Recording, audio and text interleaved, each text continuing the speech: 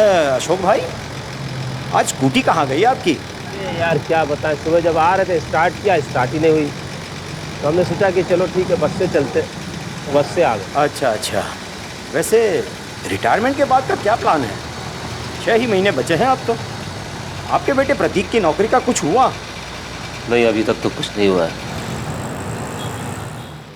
Retirement से पहले कुछ करवा लो, वरना आजकल कुछ पता नहीं चलता। पता नहीं कब क्या हो जाए।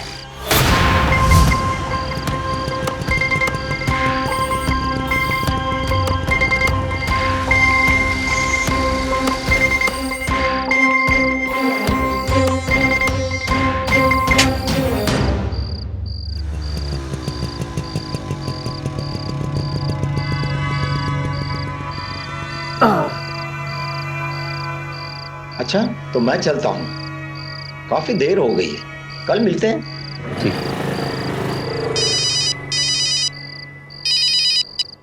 हेलो अशोक जी, कौन?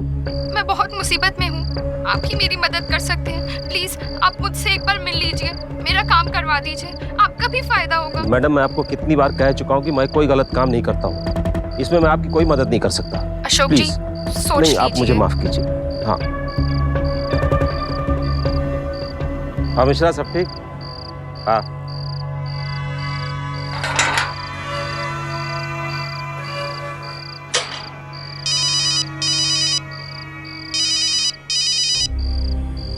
अरे यार मैडम, मैंने आपसे कितनी बार कहा है कि इस मामले में मैं आपकी कोई मदद नहीं कर सकता हूँ।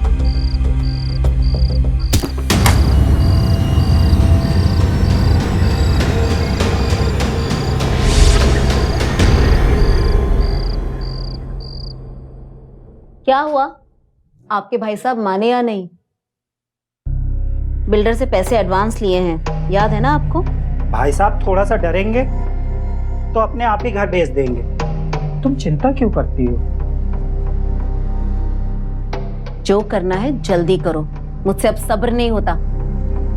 हम बिल्डर को घर देंगे तो वो बदले में हमें नया घर देगा और बहुत सारे पैसे भी।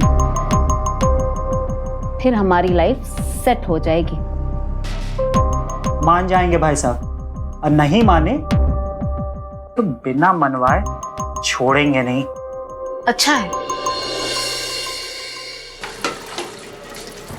इतना लेट हो गया है, अभी तक आए नहीं, हद हो गई है। एक बार फोन ट्राई करके देखती हूँ।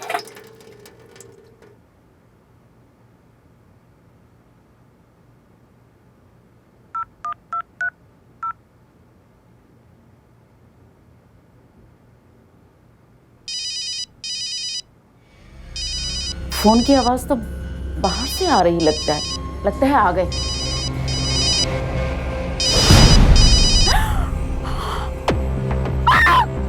हे भगवान, ये क्या हो गया? सुनिए सुनिए, देवर जी, कविता, क्या हो गया? जल्दी आइए। ये क्या हो गया? प्रतीक को फोन लगाओ। अरे ये क्या हो गया भाई साहब को? एम्बुलेंस को फोन लगाइए। हाँ, देवर जी, प्रतीक को फोन लगाइए। ये लो फोन। हाँ, चिंता मत करो, मैं कुछ कर रहा हूँ।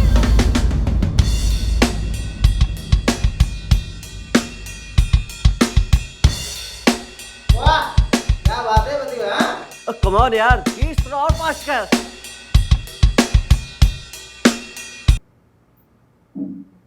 क्या हुआ दिव्या, ये सब क्या कर रही हो? पापा को क्या बोल के तुमने ये रिंग पहनाई थी? हाँ, कि जॉब ढूंढोगे, और तुम यहाँ बैठ के जॉब ढूंढने के बजाय ये गाना बजाना कर रहे हो। आई एम रियली सॉरी, आज बिल्कुल टाइम नहीं मिला, मैं जा नहीं सका, लेकिन कल पक्का जाऊंगा। देखो, मैं इससे ज्यादा ना पापा को डिले नहीं कर सकती हूँ। ओ दिव्या, तुम टेंशन मत लो, मैं सब ठीक कर दूंगा। अच्छा, टेंशन मत लो। तुम्हें पता है, अगर तुम्हें जॉब नहीं मिला ना तो हमारे पापा हमारी ये एंगेजमेंट तोड़ देंगे। यार डोंट वरी, मैं हूं ना, सब ठीक हो जाएगा। प्रतीक भैया, वो अंकल जी, आंटी जी का फोन आया था, चलो जल्दी।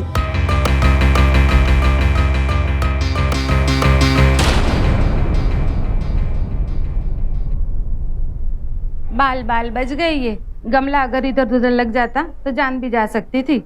आप आराम करने दीजिए इन्हें। It's okay.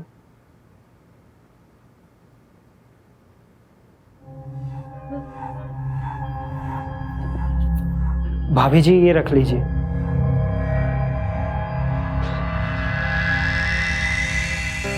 मुझे आपकी हालत पता है। अरे मैं तो कह रहा हूँ ये घर आपके लिए ठीक नहीं है, अशुभ है।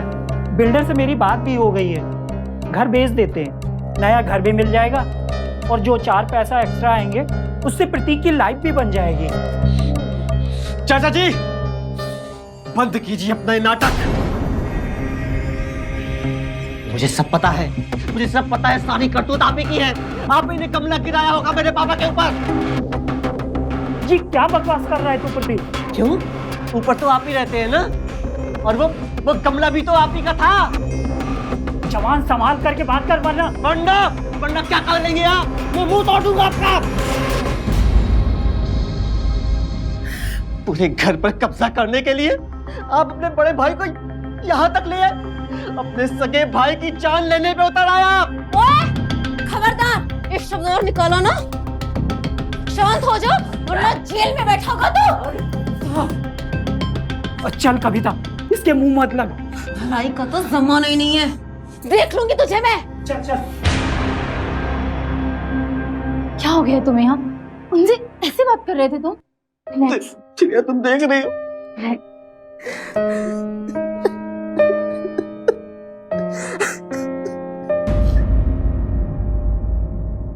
अशोक जी देखिए, मुझे सब कहते ठीक तो नहीं लगता, लेकिन मुझे दिव्या की चिंता है। प्रतीक की नौकरी भी नहीं लगी अभी तक, खिलाएगा क्या वो मेरी बेटी को? और ऊपर से ये कलेश। पापा चुप रहिए। तुम चुप रहो। जतिन जी, प्रतीक कोशिश तो कर रहा है ना। भाई साहब कम से कम इनकी हालत तो देखिए, आज तो रहने दीजिए। देखिए अशोक जी, आप अगर 15 लाख रुपए नकद का इंतजाम करवा दें तो मैं सरकारी नौकरी लगा देता हूँ। जान पहचान है मेरी, दिव्या का एक रिश्ता आया है और इस बार मैं हरगिज जाने नहीं देना चाहता।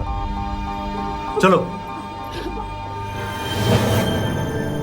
अशोक चौधरी एक साधारण से इंसान थे जिन्होंने अपने जीवन में शायद किसी का भी नुकसान नहीं किया था। अशोक की शराफत भरी जिंदगी पर काले बादल मंडरा रहे थे। पवन और कविता तो पैसों के लालच में अशोक को घर बेचने के लिए मजबूर कर ही रहे थे, लेकिन वो औरत कौन थी जिसने अशोक से मदद की गुहार की थी? अशोक की जिंदगी में उथल पुथल अचानक आई क्यों थी? ये प्रतीक का बच्चा अपने बाप को अपना हिस्सा बेचने नहीं देगा, कुछ और सोचना पड़ेगा। हाँ, घर तो इनको बेचना ही पड़ेगा, वरना हम कहीं के नहीं रहेंगे। थोड़ा सा और प्रेशर डालना पड़ेगा। कुछ सोचती हूँ मैं।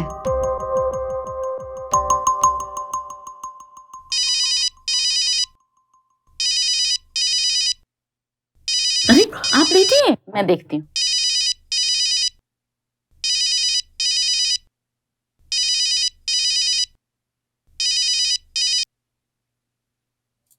हेलो जी, मैं सलमा बोल रही हूँ। अशोक जी से बात करवा दीजिए। जी कहिए, क्या काम है आपको? मैं उनसे कब से कह रही हूँ वो मुझसे मिल ले एक बार। मेरा ये काम है, बस वो ही करवा सकते हैं। क्या काम करवाना है आपको उनसे? दरअसल मेरे पास 50 लाख रुपए है कैश। मुझे किसी भी तरह से वो पैसे बदलवाने हैं नए नोटों में, और वो ही मेरी मदद कर सकते हैं।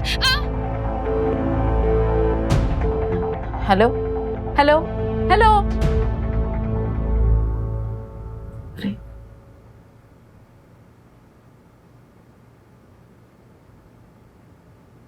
कौन था? कोई सलमा थी, बड़ी परेशान सी लग रही थी। मैं दोबारा फोन करती हूँ। रहने दो। आप जानते हैं उसे क्या? अरे मैं उसे जानता तो नहीं हूँ, लेकिन बार बार मुझे फोन करके कहती है कि मैं गैर कानूनी तरीके से उसके पैसे बैंक से बदलवा दूँ। मम्मी पापा कैसे हैं? अरे आओ बेटा, पापा अच्छे हैं। तुम क्यों ले आई ये? मैं इंटरव्यू के लिए जा रहा हूँ। पापा, एक मॉल में मैनेजर की पोस्ट के लिए बुलाया गया है, तो आशीर्वाद दीजिए। जीते रहो बेटा, जीते रहो। भगवान तुझे कामयाबी दे। मम्मी मैं चलूं? ठीक है बेटा, अच्छे से इंटरव्यू देना, ठीक है?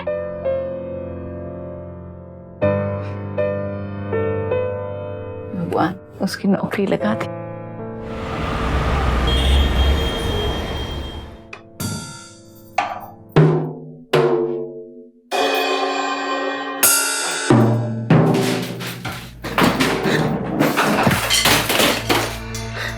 क्या हो गया तुम्हें? कैसे बिहेव कर रहे हो?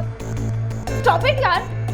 दिव्या, यहाँ तो सिफारिशी लोगों को जॉब मिलती है या फिर जॉब खरीदनी पड़ती है। सिफारिश तो अपने पास है नहीं और जॉब खरीदने के पैसे भी नहीं है। प्रतीक इधर देखो, इधर देखो। calm down प्रतीक, calm down। मैं हूं ना तुम्हारे साथ।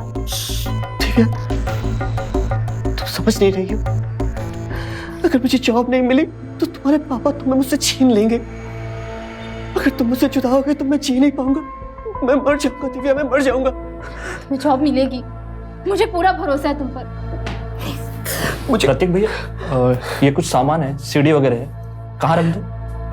जाकर ऊपर जाके स्टोर रूम में रख दे यार। क्या है इन सीडीज में? अरे वो कॉलेज के टाइप की सीडीज हैं। कौन है इन सीडीज में? बताओ तो। तो जाना यार, स्टॉप इट।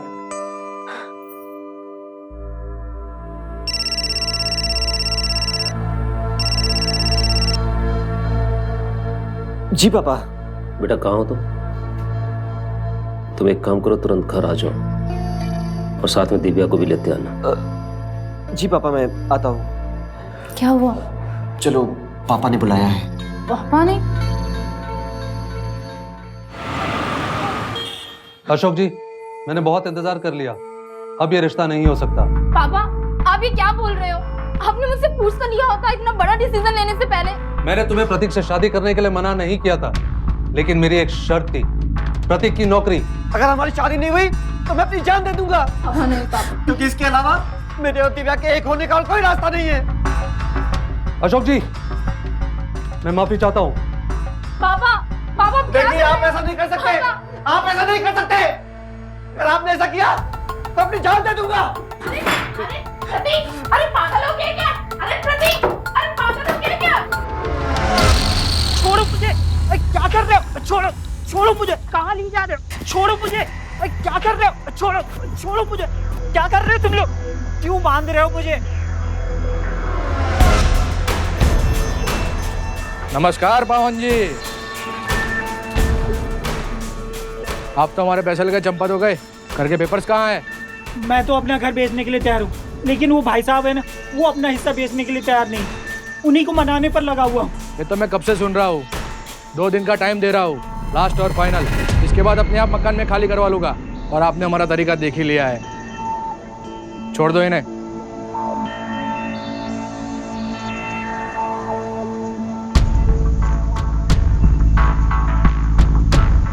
अरे सुन, कुछ कर, नहीं तो तू विधवा हो जाएगी। वो बिल्डर मुझे कहीं का नहीं छोड़ेगा।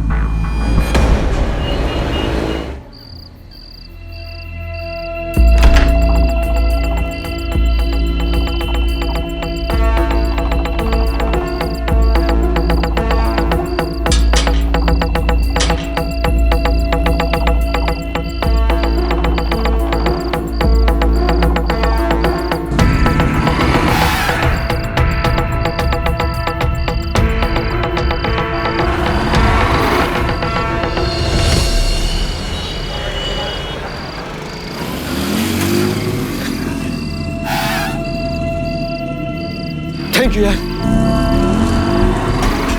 मैं तुम्हारे बिना नहीं रह सकती। चल जल्दी।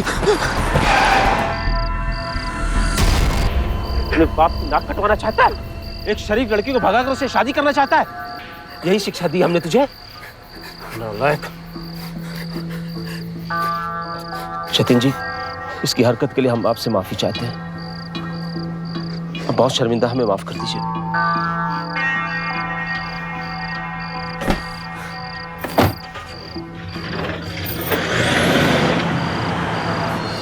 तो और क्या करता मैं? इसके अलावा और कोई रास्ता छोड़ा था क्या आपने? अपने पापा से ऐसे बात करते हैं क्या? जा, चला जा।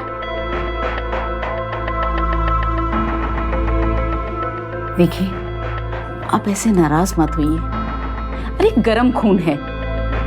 और एक बात ये भी तो देखिए ना, प्यार करता है, सच्चा प्यार करता है वो दिव्या से।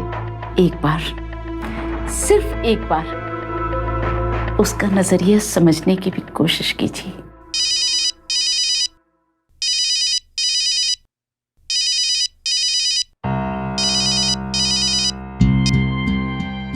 सलमा जी, मैं आपको जानता तक नहीं। प्लीज ये आप बार बार मुझे फोन मत कीजिए, प्लीज। लेकिन मैं आपको जानती हूँ अशोक जी, मैं बार बार आप ही को फोन कर रही हूँ क्योंकि जो मेरी हालत है उसमें मेरी मदद आप ही कर सकते हैं। प्लीज अशोक जी। देखिए, आप मुझे सुबह फोन कीजिए, मैं आपसे बात करता हूँ। मैं सुबह फोन नहीं कर सकती, मैं आपसे छुप कर बात कर रही हूँ। देखिए, मैं एक विधवा हूँ, मेरे पति मेरे पास 50 लाख रुपए नकद छोड़ गए हैं, वो मुझे बैंक में जमा करवाने हैं। अगर मेरे सास ससुर को अगर ये पैसे मिल गए तो वो मुझे जान से मार देंगे और मेरे पास आपके अलावा और कोई सहारा नहीं है। देखिए, आप इसमें से 20 लाख रुपए रख लीजिए, आपके काम आ जाएंगे। आपके बेटे की नौकरी लग सकती है इससे। आप कैसे जानती मेरे बेटे की नौकरी के बारे में?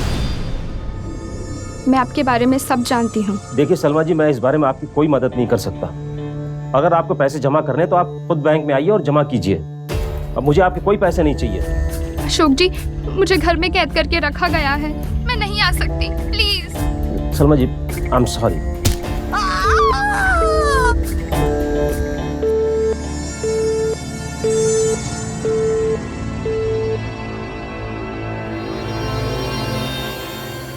क्या हुआ? क्या कह रही थी? बताइए ना, क्या हुआ?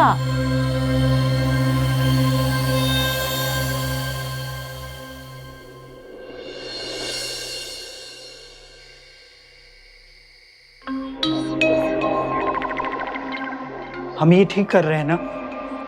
इसमें कोई बड़ी मुसीबत तो नहीं खड़ी हो जाएगी? इसमें बड़ा खतरा है। देख लो, अपनी जान की परवाह कर लो या अपने भाई की। मुझे ये घर हर कीमत पर चाहिए। फिर भी एक बार सोच लो।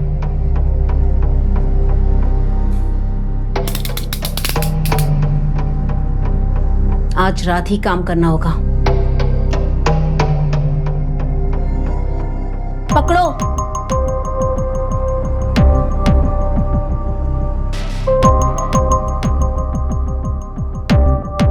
जाओ।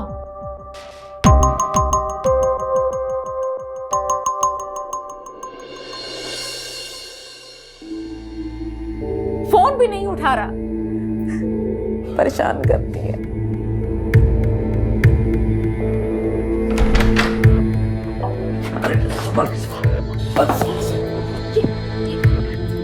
तेरी हिम्मत कैसे भी घर में शराब पी कर आने की? नालायक। अब भाई मेरे लिए ठीक जगह है, वैसे भी आपको फर्क क्या पड़ता है? ना मेरी जिंदगी में मेरी नौकरी नहीं, ना मेरा प्यार। मेरा प्यार तो मैं रहने दीजिए, ये होश में नहीं है। जाओ इसको अंदर लेकर जाओ। जा जा नालायक। आप टेंशन मत लीजिए, टेंशन मत लीजिए। गर्म खून है, जवान बेटा है। फोन आए, फोन उठाइए, फोन उठाइए ना।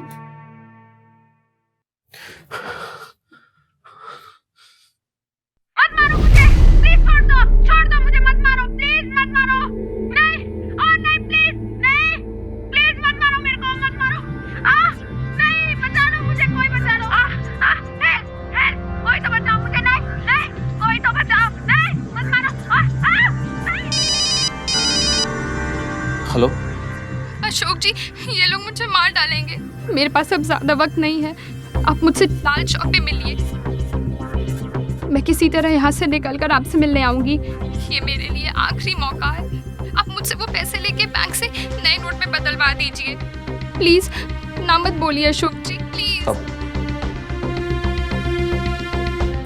देखिए ठीक है, मैं आपकी मदद कर दूंगा, लेकिन मुझे आपसे कोई पैसे नहीं चाहिए। ठीक है, मैं पहुंच जाऊंगा।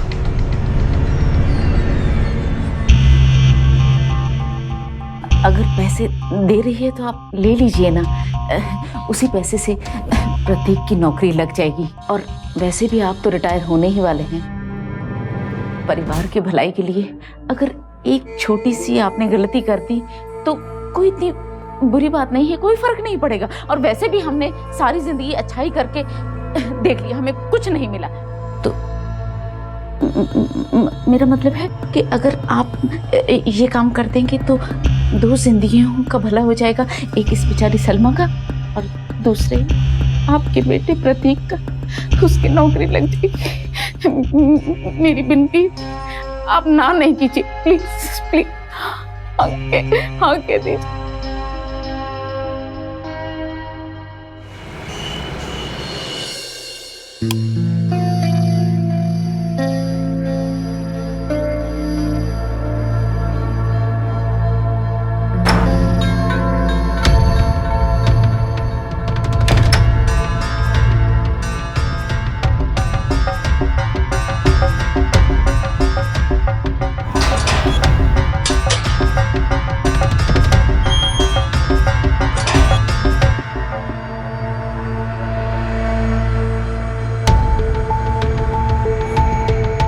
डोंट वरी, कुछ और सोचते हैं।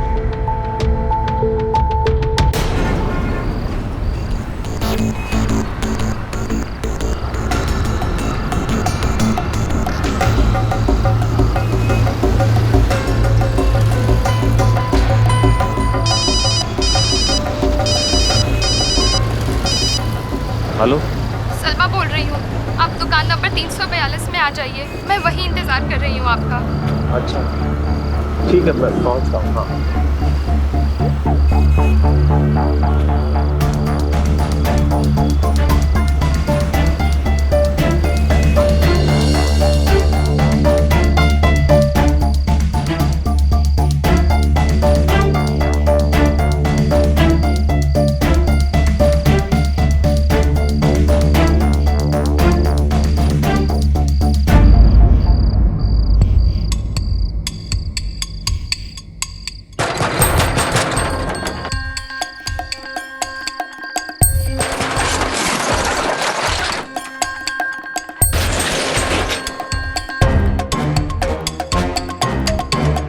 सलमा जी, सलमा जी,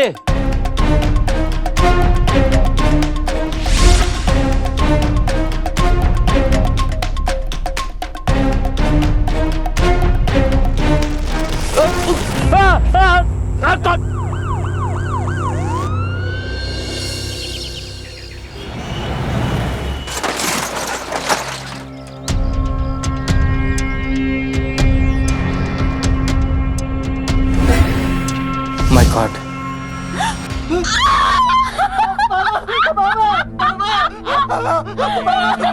यादव जी, क्या हो गया? फॉरेंसिक वालों को बुलाओ। क्या हो गया?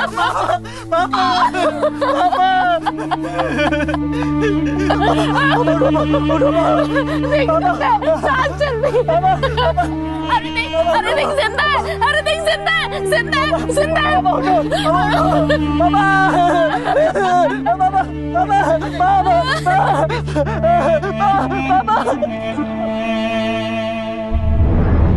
अपने बच्चों की खुशी और खुशहाली माँ बाप को कुछ भी करने पर मजबूर कर देती है। अशोक भी मजबूरी के ऐसे ही चक्रव्यूह में फंस गया था। जिस आदमी ने अपनी 35 साल की नौकरी में कभी कोई गलत काम नहीं किया था, आज बेटे की नौकरी और शादी ने अशोक को एक गलत कदम उठाने पर मजबूर कर दिया था। आखिर क्यों करते हैं हम ऐसा? क्या आज हम इतने कमजोर हो गए हैं कि हालात हमें गलत काम करने पर मजबूर कर देते हैं? हमारी छोटी सी कमजोरी अपराधी को अपराध करने का बहुत बड़ा हौसला दे देती है। भावुकता में आकर अशोक सलमा की मदद करने जा तो रहा था, लेकिन उसके साथ क्या होने वाला था ये अशोक भी नहीं जानता था। और था कौन सलमा की आवाज के पीछे का चेहरा?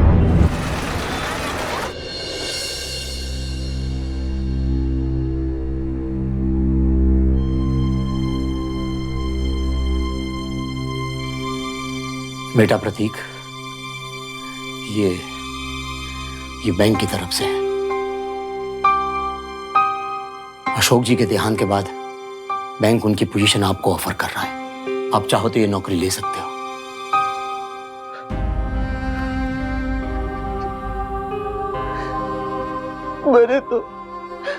मैंने तो उस रात उनसे ठीक तरीके से बात भी नहीं की।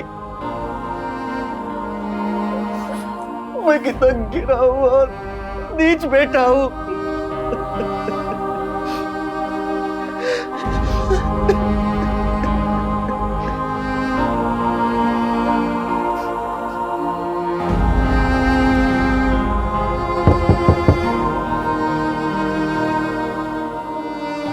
आत्महत्या नहीं किया इन्होंने,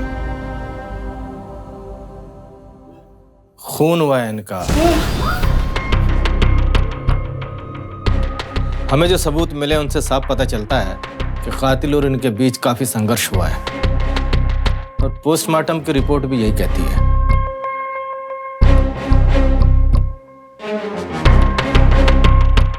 मगर इंस्पेक्टर साहब, ऐसा कर कौन सकता है? हमें पता चलते ही बताएंगे आप सभी को।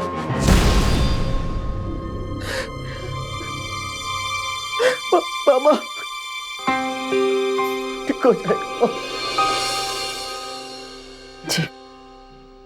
सभी लोगों के सामने आपसे पूछना नहीं चाह रहा था, लेकिन आपको किसी पर शक? एक औरत थी सलमा, जो बार बार इन्हें फोन करके मिलने के लिए जिद कर रही थी। हेलो अशोक जी, ये लोग मुझे मार डालेंगे। मेरे पास अब ज्यादा वक्त नहीं है, आप मुझसे वो पैसे लेके बैंक से नए नोट में बदलवा दीजिए। देखिए ठीक है, मैं आपकी मदद कर दूंगा। उस रात वो उसी से ही मिलने के लिए गए थे। उसे अपने 50 लाख चेंज करवाने थे, यानी 50 लाख पुराने नोट देकर नए नोट लेने थे। पता नहीं क्यों ये काम एक औरत को तो लगता नहीं है, कोई आदमी भी शामिल है।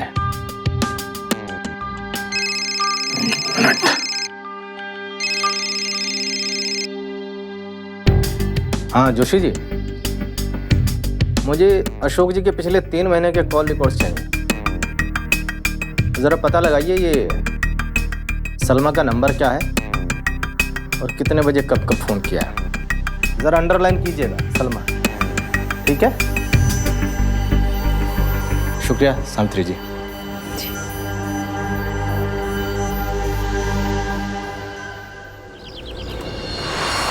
भाई साहब बिस्किट भी लीजिए ना। हाँ, सिर्फ आप। प्रणाम माँ जी। प्रणाम बेटा, आ गए? बहुत देर कर दी बेटा, आधे घंटे से वो इंतजार कर रहे हैं। मम्मी, पापा के बैंक में मेरी नौकरी पक्की हो गई है। अरे ये तो बहुत अच्छी बात है, भगवान का लाख लाख शुक्र है। आज इनकी आत्मा कितनी खुश होगी। मैं अभी कुछ मुंह मीठा करने के लिए लेकर आती हूँ बेटा। पापा जी, आप भी खाना वाना खा के ही जाइएगा, मैं फ्रेश होके आता हूँ। पापा। तो खुश है? जी पापा, बहुत खुश हूँ। अब पापा 1 मिनट, मैं अभी आई। अब प्रतीक सुनो ना, अब तो तुम्हारी नौकरी भी हो गई है, तो मम्मी जी से हमारी शादी की बात करो। दिव्या, अभी पापा के देहांत को कुछ ही दिन हुए हैं। तुम ही बताओ, इस कंडीशन में मैं मम्मा से अपनी शादी की बात कैसे कर सकता हूँ?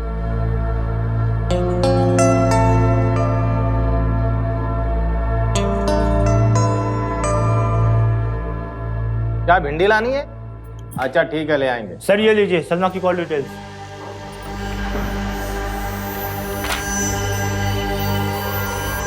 आपने एड्रेस की सही से जांच की थी? Yes sir.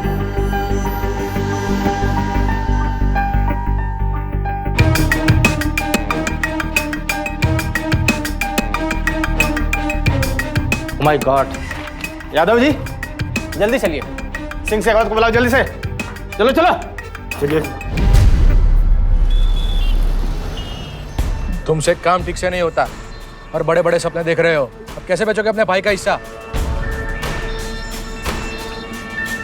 हमने उन्हें समझाने की बहुत कोशिश की थी, लेकिन वो माने ही नहीं, और फिर ये सब हो गया।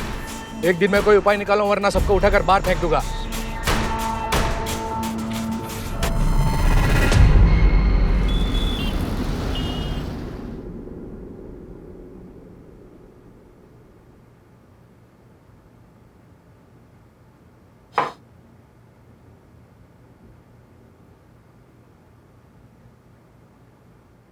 दिव्या, ये सब क्या कर रही हो?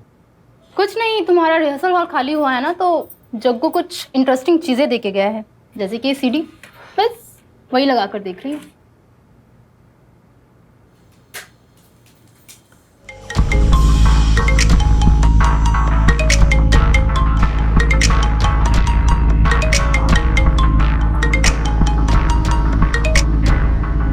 हेलो, ये उसी सलमा की डिटेल्स हैं जो आपके पति को फोन कर रही थी। ये मुझे कुछ समझ में नहीं आता है।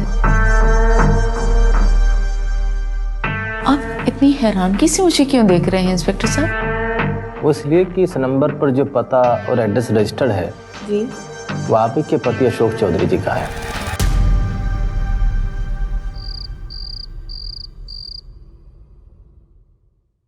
कविता,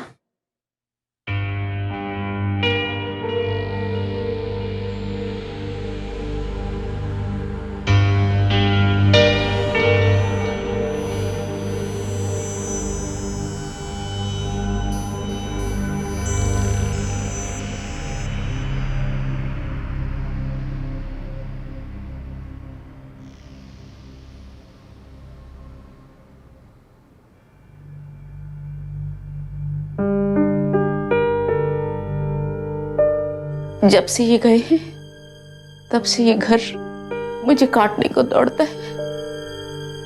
प्रतीक तो ऑफिस चला जाता है, घर में मैं एकदम अकेली पड़ जाती हूँ। इसलिए मैंने सोचा है कि प्रतीक और दिव्या की शादी जल्द से जल्द करा दूं। दिव्या घर में आ जाएगी तो मेरा भी दिल बहल जाएगा।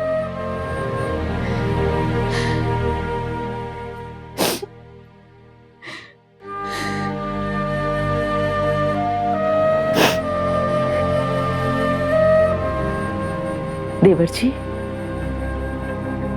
एक बात और, मैंने सोचा है ये घर, ये मेरा अपना घर मैं जल्द से जल्द बेच दूंगी।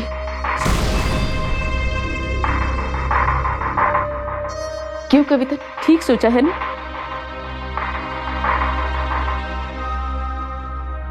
इन लोग को अपनी नई जिंदगी की शुरुआत नए घर में करने दूं तो ज्यादा अच्छा होगा। थोड़े पैसे भी बच जाएंगे जो इनके भविष्य के काम आएंगे। मेरा क्या, मैं तो बस अब इनके ही पास चली जाऊंगी।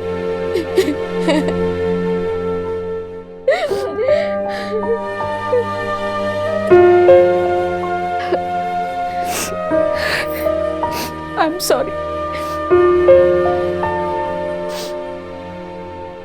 बस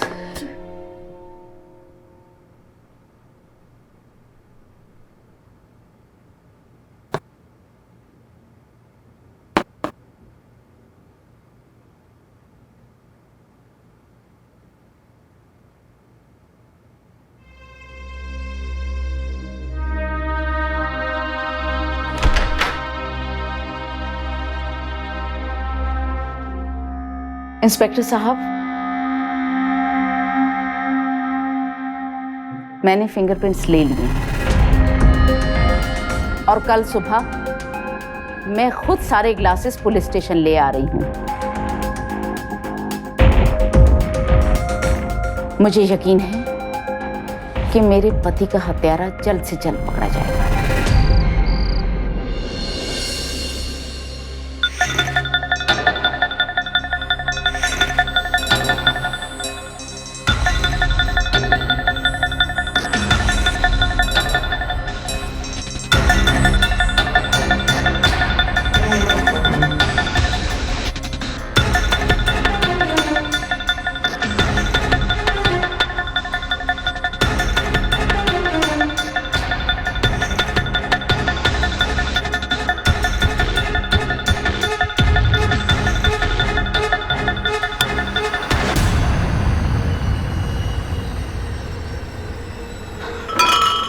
तो मेरा शक सही निकला।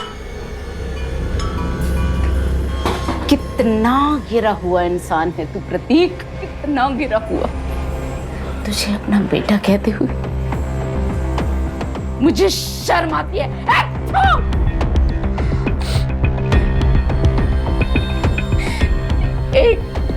एक छोटी सी नौकरी के लिए, एक छोटी सी नौकरी के लिए तूने अपने देवता जैसे बाप की हत्या कर दी। हाँ, मैं नहीं मारा अपने बाप को।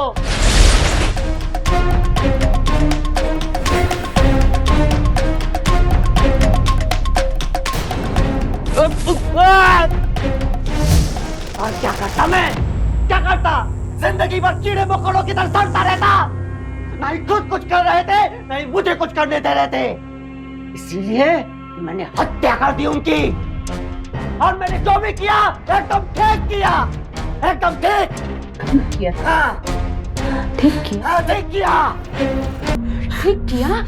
हत्यारे, पापी, मैं तुझे छोड़ूंगी। मैं नहीं छोड़ूंगा।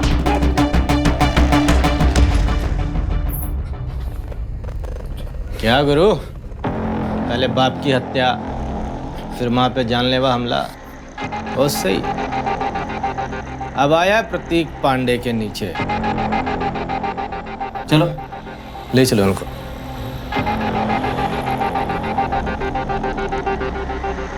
हे मौनी, आपको मार डाला तुमने। शर्म आनी चाहिए तुम्हें। मम्मी जी, आपको ये सब कैसे पता चला? मुझे तो तभी शक हो गया था जब इंस्पेक्टर साहब ने कहा था कि कातिल और कोई नहीं, घर का ही कोई आदमी है। हेलो सावित्री जी, अभी इसी वक्त थाने में आइए। अब इसी वक्त? हाँ, अर्जेंट है, प्लीज आइए। अच्छा ठीक है, मैं आ रही हूँ। फिर उसके बाद मेरी इंस्पेक्टर साहब से मुलाकात हुई। ये उसी सलमा की डिटेल्स हैं जो आपके पति को फोन कर रही थी। इस नंबर पर जो पता और एड्रेस रजिस्टर्ड है जी, वो आप ही के पति अशोक चौधरी जी का है। मेरा एड्रेस? लेकिन ये कैसे हो सकता है? ऐसा इसलिए हो सकता है सावित्री जी, हो सकता है इस हत्या में आप ही के परिवार का कोई सदस्य शामिल हो।